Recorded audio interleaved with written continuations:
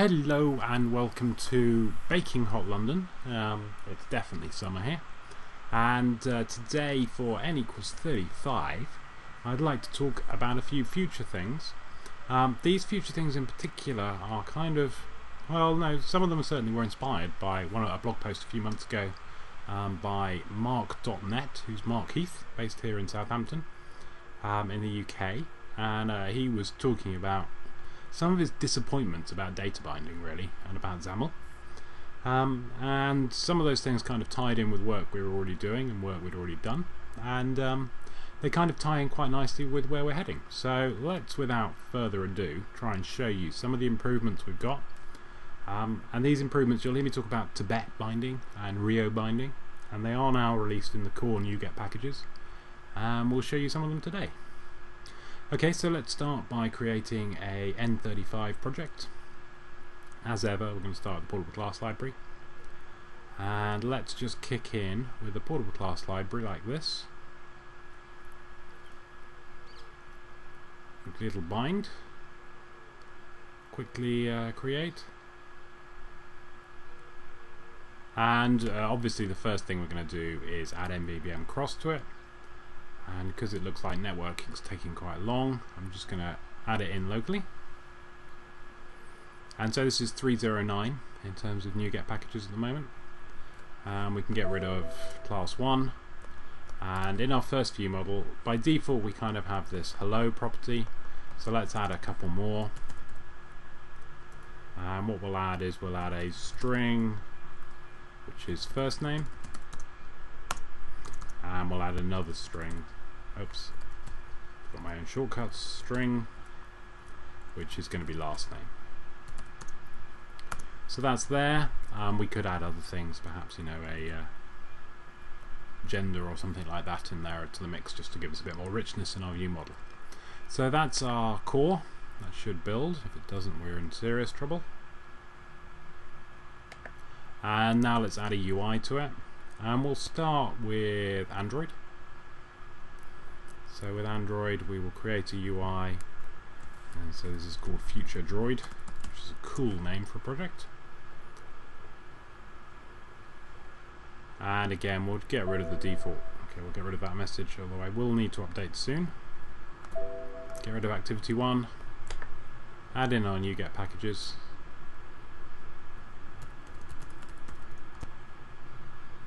Install 309.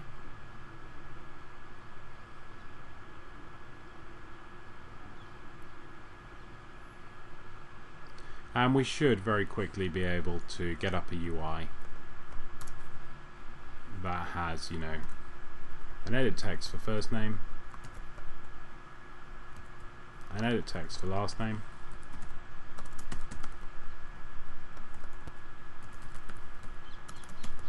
and then what we'd like to have here is we would like to have a text view of both of them together. So typically what you've always seen in the past is that we've kind of put in a full name property. But what you can do now we have this Tibet binding in, is you can actually put in a very simple expression. And I'll talk a little bit about these, but there are some blog posts coming as well about them. So this expression is first name plus a literal string, which is just a small space there, plus last name. Now obviously you've got to be a bit careful with these literal bindings, because, you know, if you're mixing strings and ints and all sorts of other things, then some conversions will go on a bit like they would in JavaScript, because there is just a simple interpreter in here. So be a bit careful of types, but if you're just combining these simple strings together, then you should be fine. So let's set this one as the startup and run it. And this will show you that whenever, core, I haven't added a reference to my core project. And this will show you, you know, the first feature of Tibet binding, which is the simple expressions and multi-binding. So hopefully this will work. It's off building. We'll also need to start the emulator.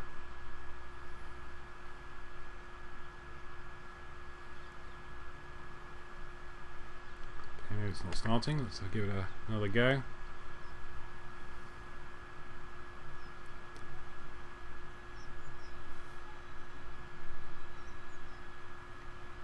So we'll need to start an emulator to run this on. We'll just kick up a 2.3 for now. So what else can I tell you about these expressions? So the types of expressions we allow in here, we do have plus, which is kind of the most common one we see. We do have a few Boolean operators like less than, greater than, less than equals, and to and things together, and the kind of two pipe characters to or things together. And in general you'll be okay as long as you don't try anything too advanced in there. If you do need to start worrying about order of evaluation, then basically things are parsed left to right inside those multi-statements, so they're always evaluated right to left. So 1 plus 2 minus 3 is always evaluated as 2 minus 3 and then 1 plus that result. Yeah, so 1 plus 2 minus 3 does not equal 1 minus 3 plus 2. Right, so that's our emulator up and running. Maybe I should show that. But if we have that up and running, hopefully if I hit refresh, does it come to the fore? No. Okay, let me tease it into doing it by cancelling. Do a no and try again. Sorry I didn't have the emulator up and running already, but hopefully we should get it up. Okay, so there it is going across, and what we should see is that our multi-binding just works. So if we add in a first name of Fred, to use the local keyboard, Fred, and then you add in a surname of Flintstone. Okay, I can't type, but if you add in a Flintstone, okay, I really can't type, Fred Flinsrud, that famous Norwegian explorer, you can see that, you know, the multi-binding works, and, you know, whatever you change in here does get put through to the UI. So that is a very first expression bound, and also an example of multi-binding. But what you might also say is, what if I wanted to, for example, use a value converter in here? So let's add a value converter, and let's stop running. Let us, in our core project, add a value converter, which is, you know, the example I quite often use of a len value converter. So that's going to be a len value converter, which is going to inherit from MVX value converter, and that's going to go from a string to an int. So we can override the convert method, and if value is null, we'll return 0. Otherwise we will return value.length. So what you could do here is you could then use that, because as soon as you've declared it, you can obviously use it, and you can use it just by the convention that len value converter will be visible as len. Now what you've seen before in projects we've demonstrated is that if, for example, you wanted a text view which showed the length here of last name, then you've seen before that we've always added converter equals len, and that's how it would have done. So all we've got is, obviously that's quite a verbose syntax, so all we've allowed you to do now is to pass in a more function-like syntax like this, so len of last name. And just to show that in action, what you can do is you can actually do it over the whole lot of an expression like that.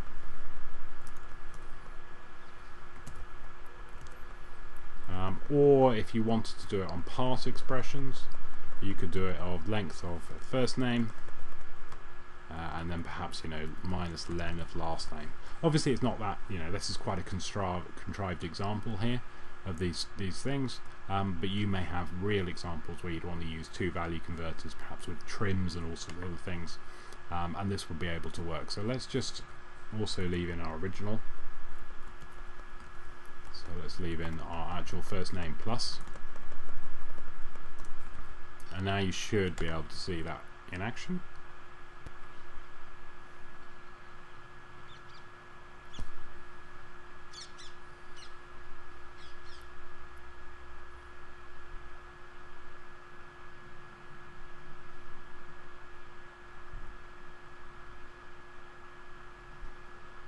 Hopefully it's going to run.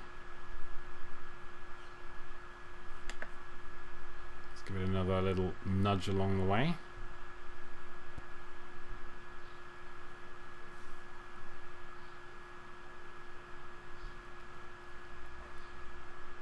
Now what we should see here, I hope,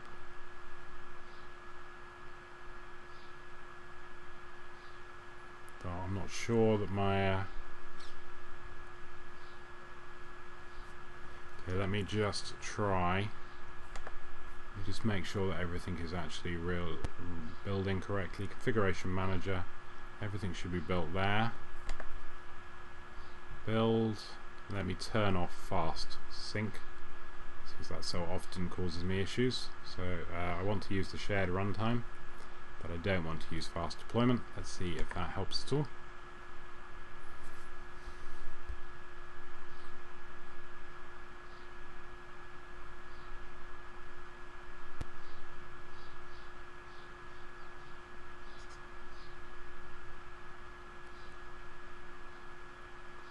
Right, so now we've got this up and running, and so our expressions here was this is the length of these two plus a space, and this is the difference in lengths.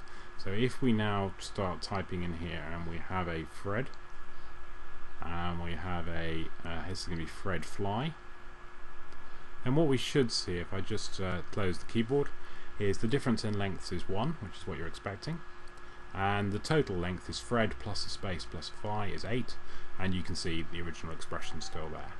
So if you did ever need to do, a Twitter type thing, perhaps there you would have a total length that you're worried about, then you could also combine these things together to say it's a 140 minus that I really want to display on the screen, and that would be the type of thing you'd be worried about. And let's just see if that just works as well. And you can see how you can build these expressions up. Now some people will correctly argue that putting this type of logic, 140 minus the length of these two, in the UI is the wrong place to put it, because actually you're taking logic out of the value converter, out of the view model, and they are correct to say that. So be a bit aware, just because you have this power you shouldn't always use them. So this is Red Robin, and you can see that if your name is Red Robin, or Red Rogage, then you've got 131 characters left. So be aware that just because you have this, you might not necessarily want to do that, but you can build up expressions here as well. So here we're binding to this. Let's try and turn this into a Boolean. So what we could do is we could say that once you've reached a certain length, what we could do is, I think there's an enabled property on here, and what we could say is we're only going to enable this if the length of last name, obviously this is a bit bizarre, but if the length of last name is less than 20. Let's do 10 so we can actually test this. So what we've got there, obviously because this is inside a XML file, you have to use some escaping. So if you're less than 10, then you should be able to do this. And let's just see. So we'll actually disable that edit text when last name gets up to 10 characters. Obviously there's no way of entering text at that point, so this isn't a good UI, but it's just another example to show you the multi-binding. So let's again enter a Fred or a Red. And in here what we'll do is 1, 2, 3, 4, 5, 6, 7. Let's keep going. 6, 7, 8, 9, 10. And you can see as soon as we've hit 10, we've disabled it, and you can't enter any more text. Well, you can in fact, that's a bad bug from Android, but at least you can see we've disabled it, so you can't actually give it access anymore. So obviously there's some UI quirks to do out there, but you can see how we've actually have disabled that text. So you can see that we've got multi-binding going on, we've got value converters being used, and we've got expressions being used as well here. And that's what Tibet binding is all about. If you want to do the same thing in Touch, let's just quickly do that. Let's do an add new project. We're going to add an iOS project. iPhone, hello world. And this is called future.touch. You can touch the future. hopefully I'll get away with my activation. And what we'll do in this touch project, it's the same sort of thing. So let's manage the NuGet references. Pull in MVVM cross again. And let's also obviously make a reference to the core project. Core. And then you know that, from previous videos, that there's a little touch up that has to be done. Just we have to take this text file and overwrite the delegate file. And with that done, we can now start to build up what we want to see in first view.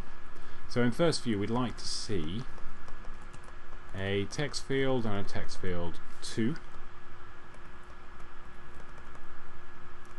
We'll put this one at 90.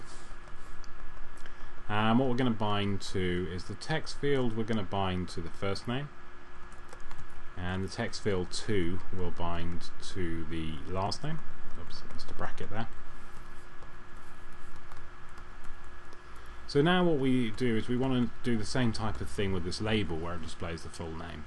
Now what you can't do at the moment, unfortunately, is you can't do the expression in here of, we'd like to have this, because at the moment we don't have that full expression parsing on that kind of more complicated statement. But what you can do is you can actually copy it across as a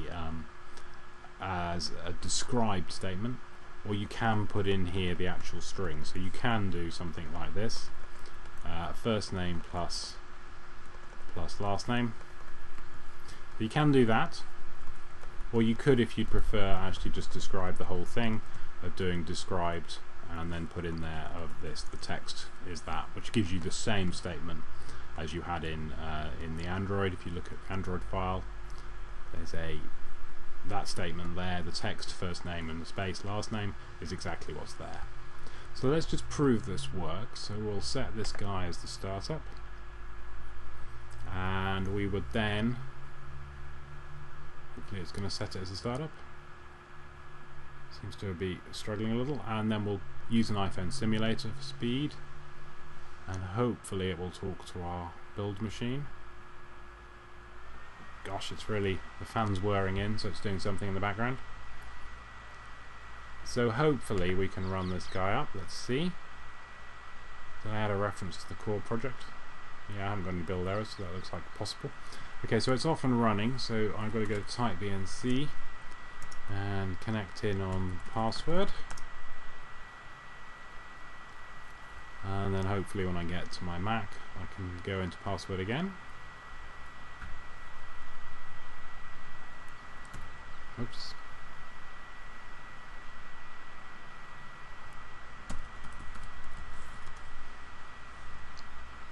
So it looks like we might already be up and running. So if I can find out where my first name is, which is about here, and you can see I type in Fred, and if you find out my second name, which looks like it's here, and I type in Flintstone, you can see the binding working, that multi-binding statement to generate that top string. Obviously I still can't type. So that's a simple enough string we've got up and running. Fred Flintstone. And let's just add a few more labels to this. So we've got label 1. Hopefully it's going to come out of that debugger. Something's going very slowly here. And let's add a label 2. And what we'd like label 2 to do is we'll sit this, so let's just sit it in between. Hopefully it will display okay here. So we'll sit it in there in the top level. And what we'd like to bind label 2 to is, again, you're used here perhaps to having kind of a with conversion in order to use the len. But if you wanted to do the conversions in the middle, in line, then you can now do that. As long as you're using this string syntax, you could do this of len is greater than, and perhaps what we could do is let's again do a text field 2 dot 4, and what we'll do is for this text field 2 we will bind, so for its text field, so it's just for a TF, for the TFs dot, I think it's got an enable property again. What we'll do is we'll bind it as long as the length of the two together is less than let's do less than 10 to save me some typing. So we're adding up more and more complicated bindings here, and this one is a length converter with some pluses and a string in there, and it's less than 10, so there's a few literals going on. So let's see if this runs up. Debug start new, and I'm not actually using label 2, so I'm not sure why I added it, but there you go. Hopefully that's going to go across to my Mac.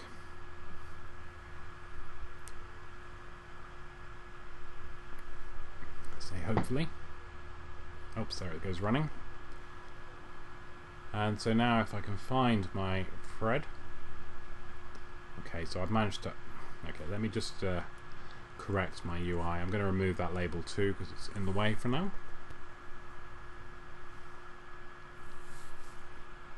Since I'm not using it. Let's quickly add that.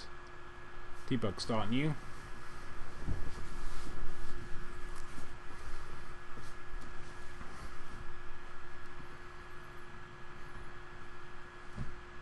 So that'll go over to my Mac.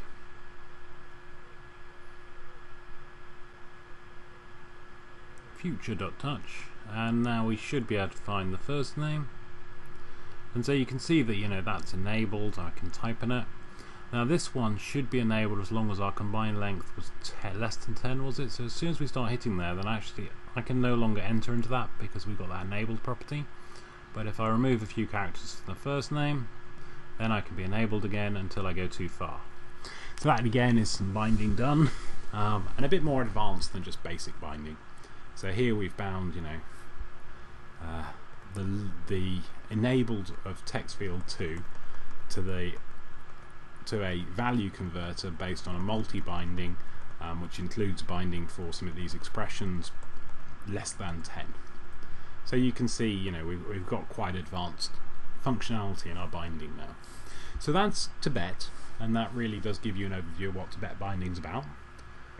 If you wanted to use Tibet in a Windows project, let's just say you wanted to use it in a let's start with the Windows Store. You can use it in any of them. I'm not hiding anything here, but you do have to switch to our style of binding. So let me just show that working. So let's add a blank app, which is going to be future.store. And what we need to do to get Future Store running is we need to manage our NuGet. What you'll see is that there is an MVVM cross package, and there's also this binding extensions for Windows only, and you have to add that to the project. When you've done that, then you still have to go through the same kind of normal setup things, which for Store is that there's a little section to put into the main setup for the project. So here you go, main app.xaml.cs. Here it is. So you replace this. You don't want to navigate to main page, you want to navigate to whatever the app tells you to.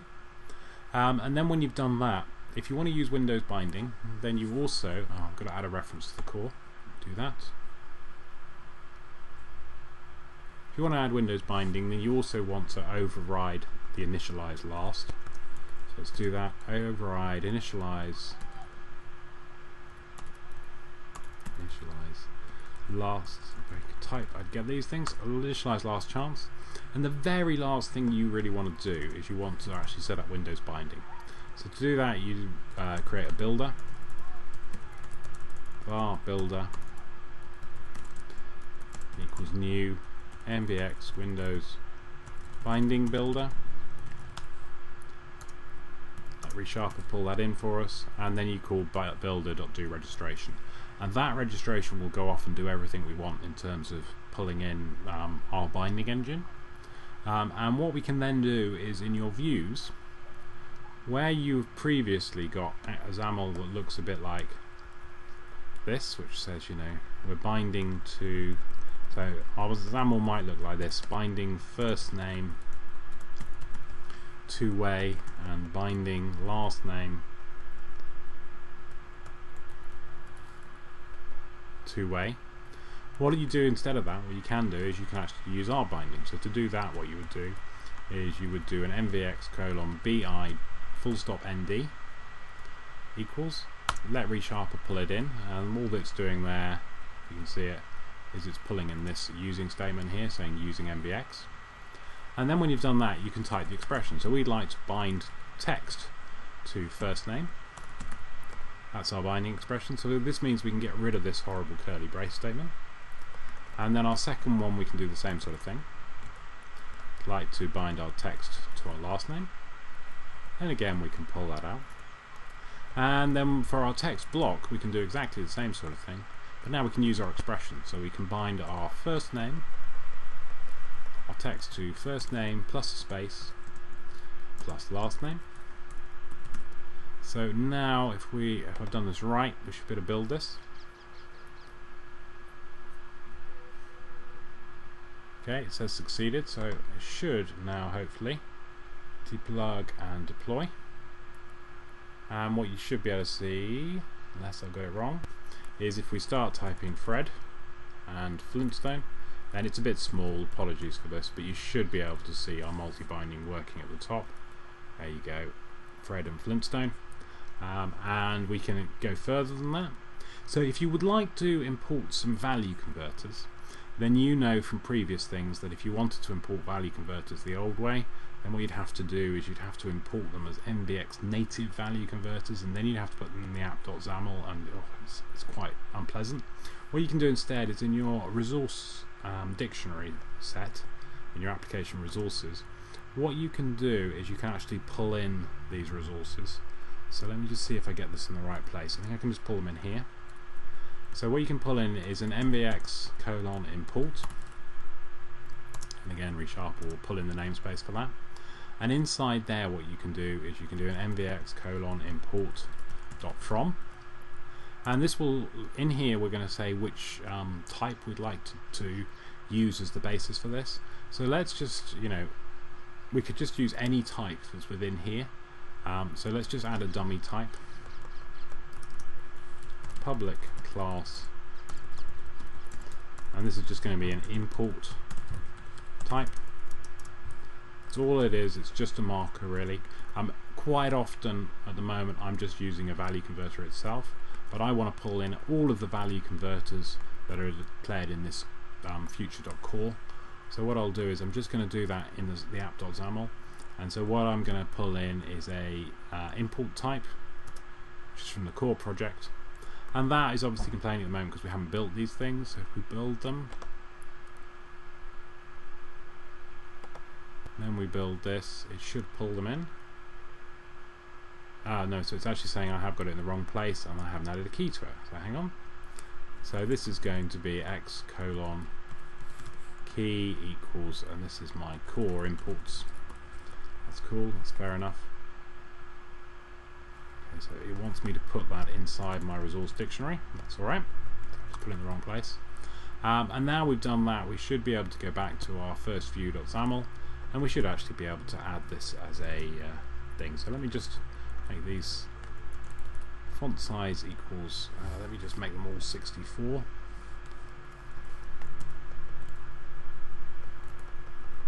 And now what I should be able to do is I should be able to do another one here, which is going to be the text, which we're just going to use that value converter of len. So that will give us the text blocks there. And then let's also just prove that we've got multi-binding here. So I think my text box has a is enabled property. So we'd like to bind to that. So let's do it. Inside here, we will let last name be enabled as long as this length here, first name plus last name, is less than 30, say. Oh, let's say less than 10, so it saved me typing again. So we've got that in there. Again, we've got a problem here with escaping. So instead of using less than, we have to use the HTML and LT semicolon. And hopefully that should now work. Let's see whether it builds. That's just a XAML error. Okay, so that builds. So now let's see what it looks like as a UI. Debug start new. So now we've got this length, which includes the space, obviously, is Fred, as is being tracked. You'll see also that as soon as I start typing too long, then my disabled thing comes in. But we can then mess around with the various lengths to see that binding in action.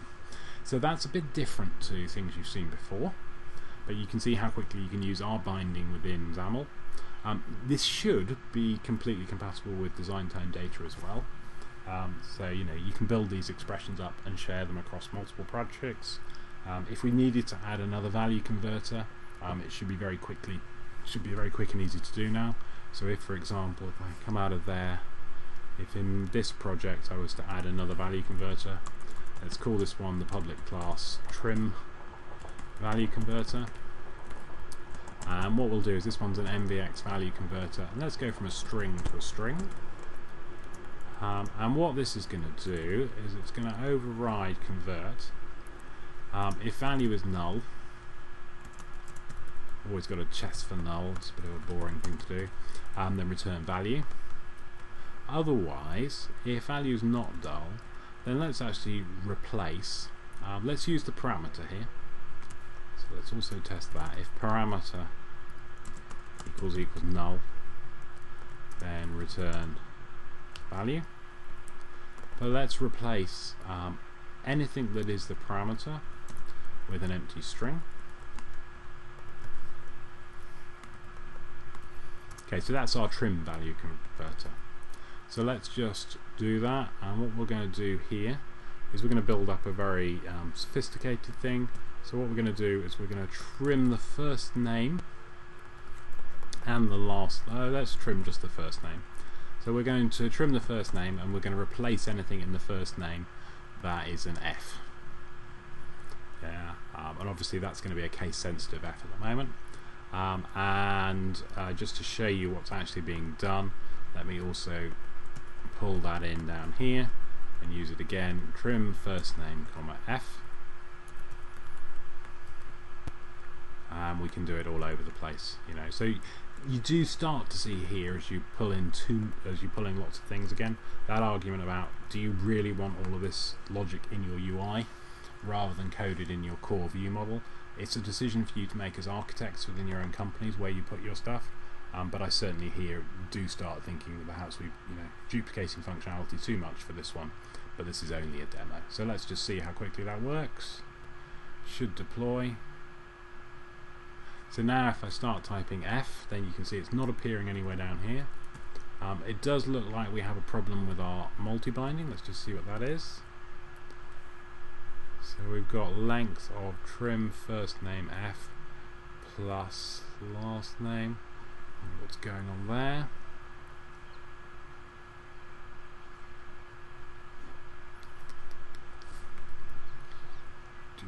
Let me just initialize these things to start with to empty strings. Perhaps this is just a null problem.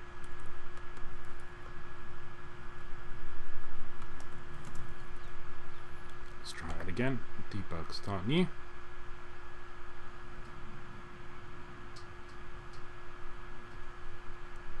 No, there's definitely something up with this expression. Let's just see what it is. So enabled is now the length of trim first name comma F.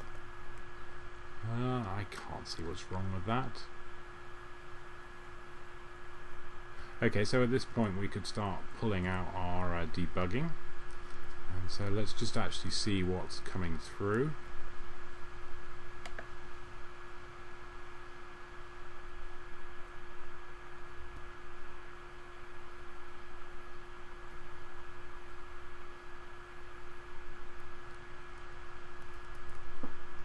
Okay, why is that not running up?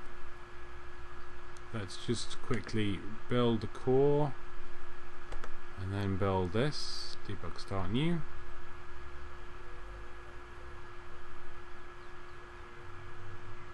Okay, so what was the problem was we hadn't rebuilt the core. But here you should be able to see that if we add as many F's as we like, it doesn't actually affect our lengths. But it hasn't got across to the other thing. So you can see here how we've combined together various value converters in quite an arbitrary way to achieve the effects we were looking for. But if we do go too far, then we disable that second one. So that's how you can use the same bindings in Windows Store. It's pretty much the same story for Windows Phone and for WPF. WPF's a slightly different way of loading the resources, but it's the same type of thing. Okay, a few more little demos. So what you've seen so far is Tibet binding, and Tibet binding is all about these kind of expressions. There is also, in this latest release, there's Rio binding, and Rio binding has got two plugins associated with it. The first of which is the field binding plugin, and I'll show you that in action. So the field binding plugin, what that allows you to do is, you can see these expressions here are quite verbose, and one of the things what people have said is, could you make these less verbose? And some of that can be done using C#5 features like call a member name attributes, but actually what can be done much nicer is if we could just use fields. So if you were to use this Rio binding, then what you could do is you could replace last name here with something called an iNotify change. I can type again, and we pull that in from that field binding plugin. And what you can do is you can just say this is an iNotify change of a string. We're going to call it last name, and we're going to assign it to a new string, which is going to be a notify change. And you can do the same thing with first name. So let's get rid of it. And once you've done that, then if you rebuild core, and then if each of our projects, so we'll start with store just because that's where we are at the moment. Hopefully Visual Studio will come back to life.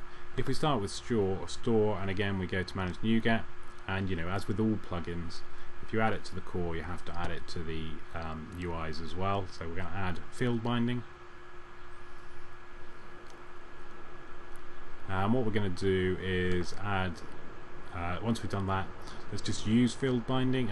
You can just see it being used. So what we should be able to do is, if we rerun the same solution, then you should see that it will now use first name and last name for those strings instead of using the previous thing. So this functionality will be unaltered, but it's just a shorter syntax in the view model here.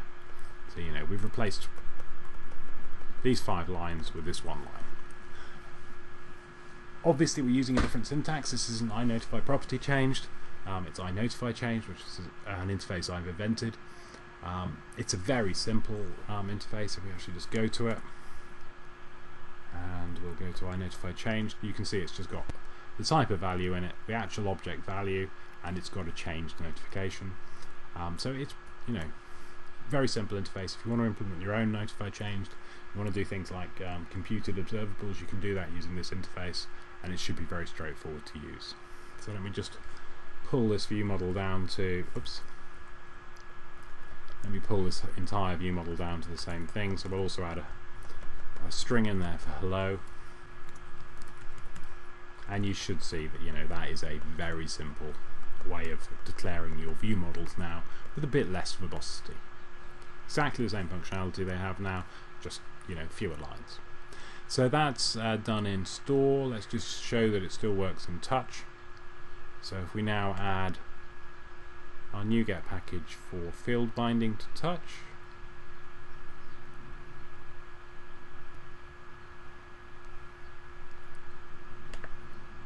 then if we run that up, and hopefully our simulator is still alive,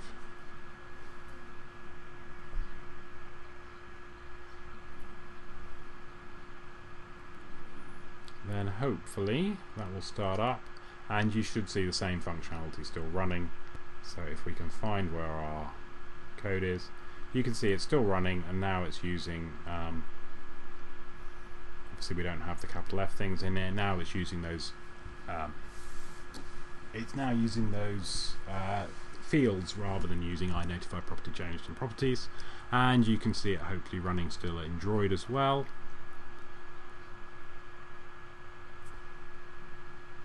So if in Droid we add the field binding plugin,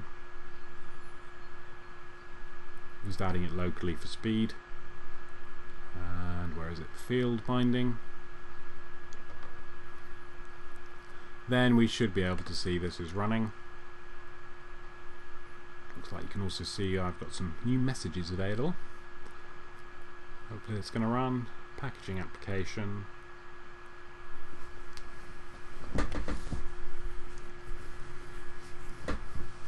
So that's deploying to the emulator, and what you can see is obviously we've got a different UI set up here at the moment, but this is still data binding in action. No worries about how it's working. It is just built as using those fields instead of using those properties, so it just saves you some typing. If however you have other ideas about how you might want to build properties or fields or constructs of any type into your field models, you can do that, and I'd be very interested to see what you can build. The source code for these plugins is pretty short, so if you've got other ideas about things you want to build in, by all means do it, and release it open source, please. So that's a very quick demo of how you can do fields. The other thing you can also do is you can now bind to methods. So let me just quickly talk about that. What you've always seen in the past is when we've had a action to do, let's say we've got a reset command, then you'll see it done like this with the system.windows.input.i command, and you'll see that we normally do a get method on this, and we quite often do a return new mvx command. And what we'll do in this is we'll have an action that takes a thing, and so this reset is going to do first name equals here we've got to do first name dot value because we're using this field equals empty string, and last name dot value equals empty string. So you can see that's how you would normally do a reset command. However, this is again quite verbose, so what we'd like to do is we would like to bind instead to a public void reset, and just use that in our bindings as the target, and perhaps one day also make this async and have a task return, but that can come later. So let's just declare that last name dot value equals. So that's how we would do a reset. So we're going to remove this reset command, and then what you can do is you can just bind to this now. So if you have also added here in your client projects, if you add in the method binding plugin, which is there, then you can call it. So let's in first view, for example, add a button, and I'll add it to the top, why not? Let's quickly add in a button. We'll put some text on that button that says reset, and what we're going to bind is we're going to bind that click to the reset method. So we're going to bind it to that method there. Then as long as we've rebuilt the core, which we seem to have a problem with linking at the moment, but that's cool, then we should, when we run up our Droid project, now be able to see that working. So let's just see.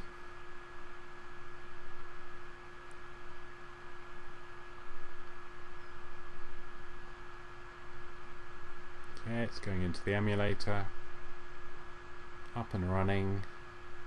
So you can see, if we start typing in Fred here, or feed and ddd eed, you can see how that's all tied together. I can't remember if we had any validation in here. If we did, there you go, it's that validation that doesn't quite work. Then if we hit reset, you can see how it's reset. So that's a method binding plugin, so you no longer need to do I commands here. There's no automatic functionality here with change can execute or can execute. It's just straight binding to methods, but hopefully you can see how that's less verbose than the earlier examples with I command. So let's add this same functionality to our touch project. So again, what we're going to do is go down to our touch project, and unless I've clicked in the wrong place, hopefully we can manage our NuGet references, and we can add in our method binding. When you've added in method binding, then in our first view, let's bind to something. So what I'll do is for my label, which has got all of these functionalities at the moment, I'm going to add its tap method, which is actually done via a gesture. I'm going to bind that to the, and this is going to be to the so it's called reset method. You cannot, again, you can't use the syntax here. It's for For methods, you couldn't do var, vr and reset, because that we just don't parse at the moment, so instead you have to use strings here. That may change in the future, but for now that's the way that's done. And so if we run this up, hopefully you'll see method binding in action.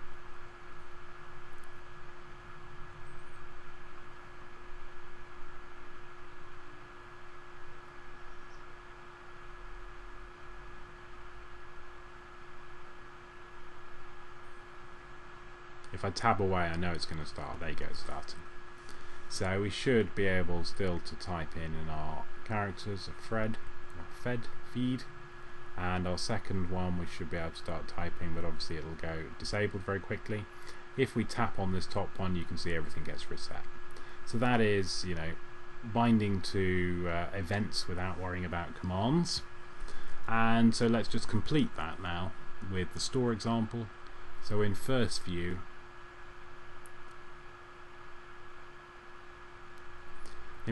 we know something like a text block. Let's just see, what has it got? Has it got a touch or a click or something?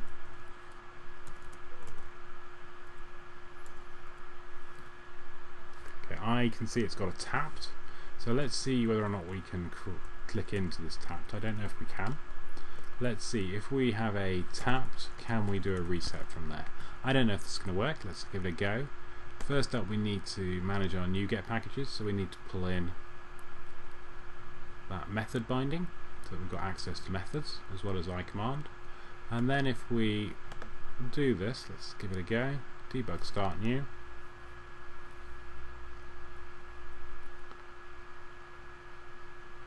Then if we start typing, and this has got the weird, you know, capital F thing going on, but if we tap on these things, no, it doesn't seem that tapped is one of the ones that can be bound. Let's see if there are any error messages that came in the output. Actually, this doesn't seem to be running in the debugger, which is a bit annoying. We set it as the startup project, and change back to any CPU. Let's see if that helps. Debug start new again.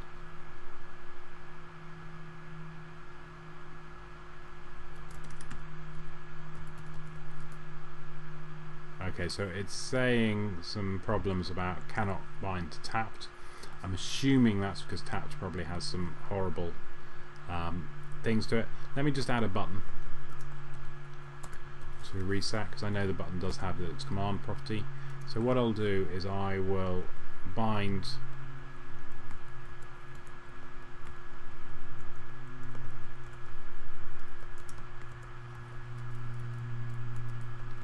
going to bind the button's command to reset, and yeah, I'll leave its text. It doesn't have text, does it? It has content, so we'll leave the button's content as this weird length.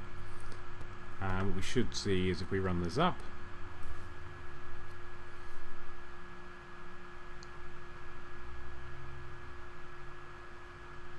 we should see that, you know, this will work, and if we then hit go, it resets.